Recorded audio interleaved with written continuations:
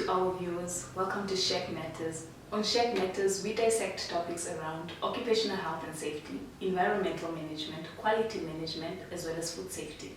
Today, as we commemorate the World Environment Day, I am joined by a junior consultant at Oshems and an environmental health practitioner, Ms. Tarja Ndevaetela. Ms. Tarja, welcome to the show. Good morning, Tandiwe. Thank you for having me. All right. Could you briefly walk us through the history of the World Environment Day and what this day is all about? Environment Day was established in 1972 at a Stockholm conference on the human environment, where they were discussing the interaction between people and the environment. And 2 years later, in 1974 of course, they started celebrating it on the 5th of June on an annual basis. And they have it in like different host countries every year. I think this year it's being held in Sweden, if I'm not mistaken. And World Environment Day basically provides a platform for the United Nations to raise awareness on environmental issues and also action for the protection of the environment. Okay. This year's theme is Only One Earth. What does this theme mean to you and what's the significance thereof?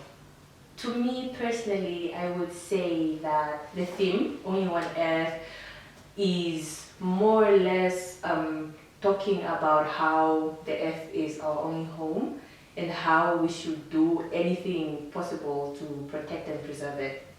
So it's basically raising awareness on, or trying to tell us now as the public, that we should do anything that we can to protect the Earth because it's all we have. So using natural resources in a manner that sustain not only us but our future generations as well. All right. Tarja, briefly enlighten us on some of the environmental problems that we're currently facing. Okay. The list is quite exhaustive. There are actually quite a lot. But the ones that I can get into right now are issues like pollution, where we have examples like water pollution, land pollution, and air pollution. These are most of the causes of these different types of pollution are mostly anthropogenic, human caused.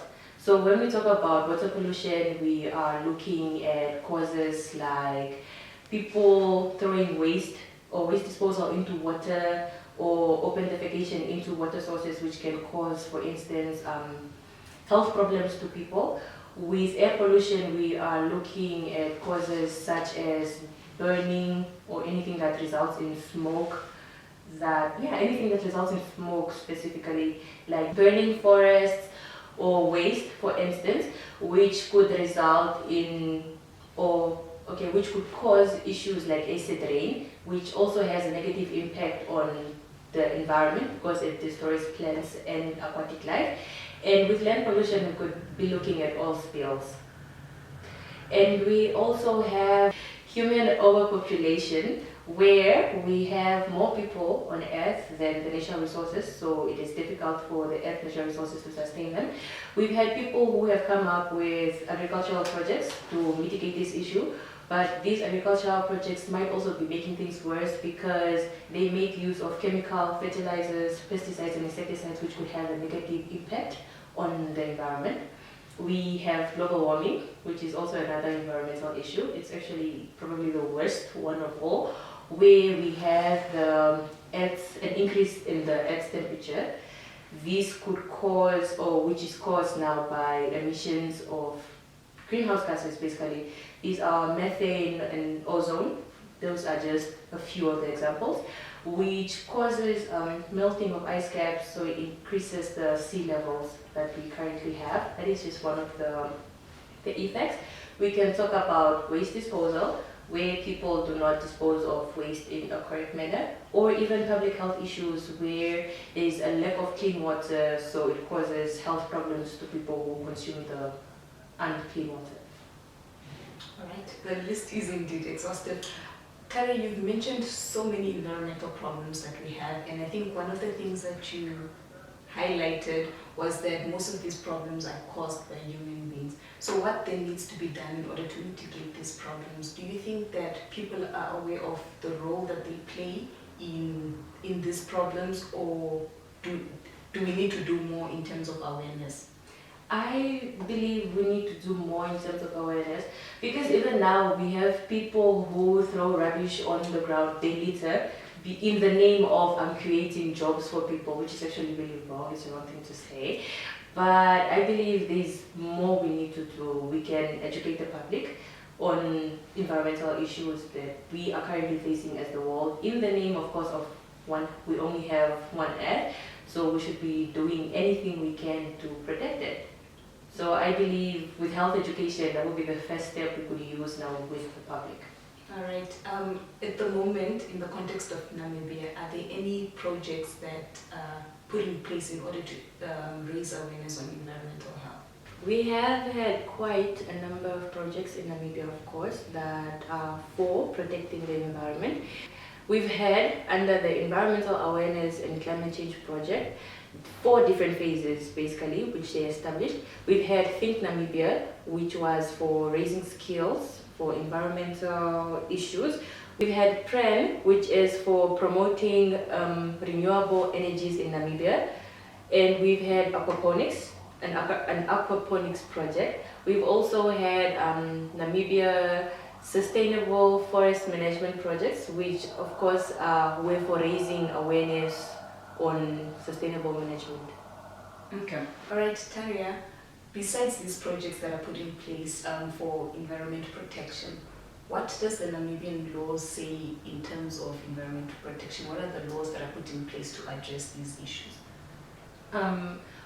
We have quite a number of laws in Namibia that protect the environment, but they focus on different parts of the environment. Of course, we have forests and soil. So some of the main examples that I can give you are the Forest Act, number 12 of 2001.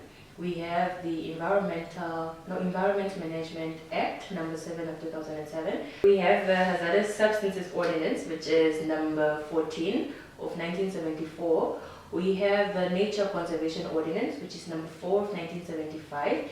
We can be looking at the Soil Conservation Act, which is number 76 of 1969, or the Atmospheric Pollution Prevention Ordinance, which is number 11 of 1976, which, like I mentioned, address various factors of the environment. For instance, the Atmospheric Pollution Prevention Ordinance, which is basically focused on air pollution alone. So there are quite a number of them, very exhaustive list.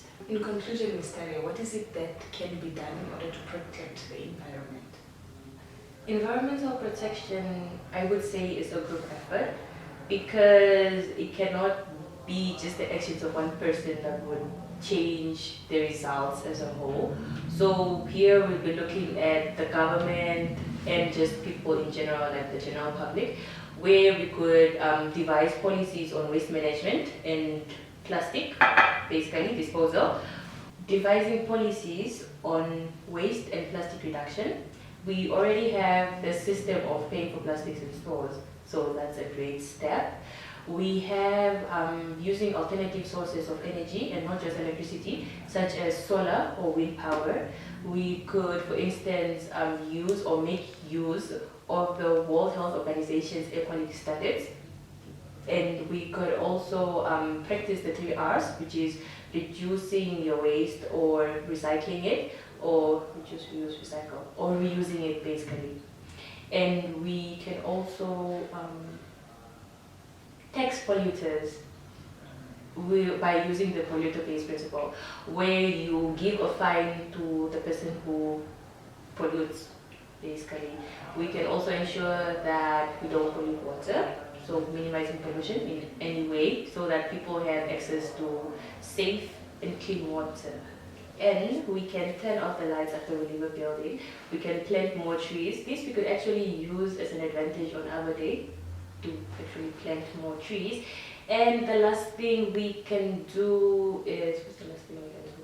Oh yeah, make use of public transportation instead of privately owned cars, or make use of bicycles. I mean, Window currently or has established bicycle lanes, so we could make use of that. Right. Ms. Tarja, thank you so much for joining us on the show. Thank you for having me. There you have it, ladies and gentlemen. That was Ms. Tarja Ndevaetela, a junior SHEQ consultant at Oshems and an environmental health practitioner who just helped us dissect issues around environmental health protection. Do remember to subscribe to our YouTube channel and follow us on our social media platforms, Oshems_group. I thank you.